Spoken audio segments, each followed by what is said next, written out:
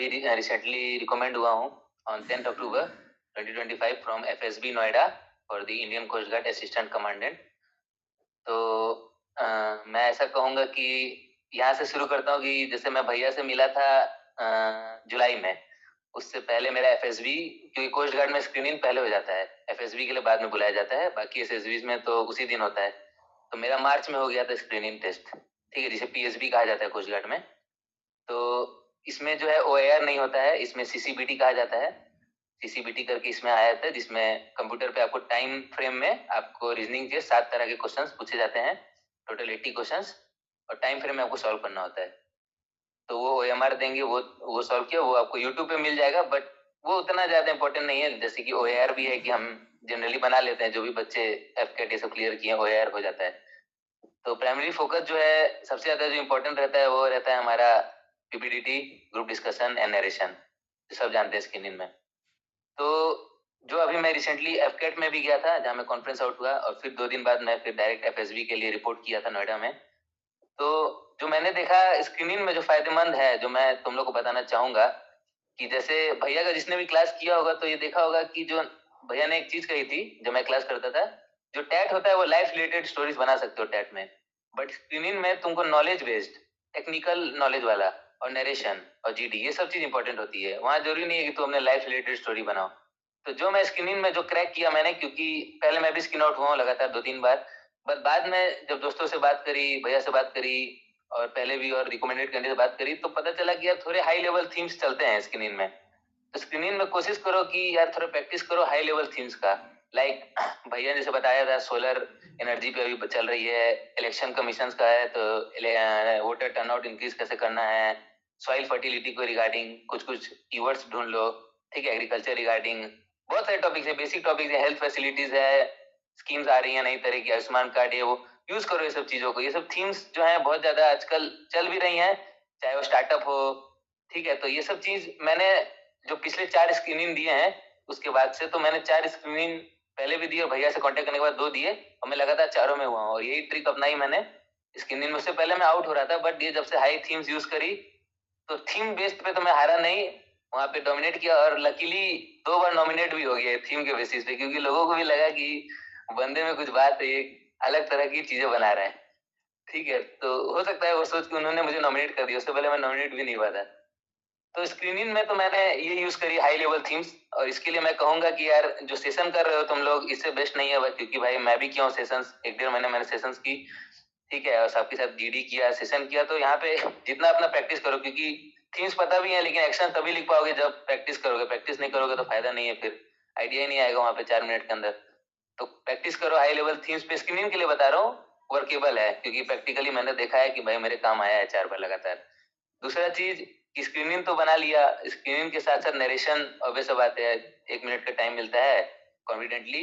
जितना टाइम मिला उसमें रट लो, बोल दो नरेशन। नरेशन तक तो यार अटकना नहीं है, क्योंकि स्क्रीनिंग में तो यार चाहिए इंग्लिश, मतलब अच्छी से बोलनी पड़ेगी, क्योंकि कंपटीशन इतना है, खासकर कोस्ट गार्ड का स्क्रीनिंग थोड़ा टफ होता है, तो चाहिए होती है वहाँ स्क्रीनिंग का। ये दोनों कंप्लीट करने के बाद भी अब अगर हाई लेवल थीम बना लियो, कभी कभार ऐसा होता है कि बच्चे उतना हाई लेवल थीम नहीं बनाते, तो तुम्हारा थीम जो है कॉमन नहीं बनेगा, फिर तुम हो सकता है तुमको फील हो कि मैं अलग थीम बना लिया, बाकी बंदों ने कुछ और नॉर्मल थीम बनाई। लाइक मैं गुवाहाटी गया था तो मैंने स्टार्टअप पे बना दिया था, बाकी बंदे कल्चरल फेस्ट डिबेट इस पे बनाए थे। तो अब मैं तो ग्रुप से छट गया था, क्योंकि थीम मेरी अलग हो गई थी, बस मुझे घुसना पड़ेगा। तो यहाँ GD का रोल होता है, क्योंकि हर चीज का एक इंपॉर्टेंट रोल है, ये नहीं कि सिर्फ नरेशन स्टोरी बना दी तो तेरा सिलेक्शन है। GD भी बहुत क्रूशियल रोल प्ले करता है स्क्रीनिंग में। बहुत को लगता है, या बहुत जगह कोचिंग में सुना हुआ, नरेशन अच्छा कर दिया, स्टोरी अच्छी बना दी, नहीं, GD भी एक बहुत क्रूशियल रोल प्ले करता है, और GD में तुमको दिखना होगा, तुमको वहां पे अपने आप को शो करना होगा, तभी होगा स्क्रीनिंग। ये शांत बैठना ये सबसे कुछ नहीं होता, बोलना पड़ता है। तो जैसे मैं यहाँ गया था, तो मैं जैसे बताया कि एफकेट में स्टार्टअप पे बनाया, अब वहां हुआ कि वो लोग ने कल्चरल फेस्ट किया, तो अब मुझे वहां घुसना तो था, नहीं घुसता तो मैं आउट हो जाता।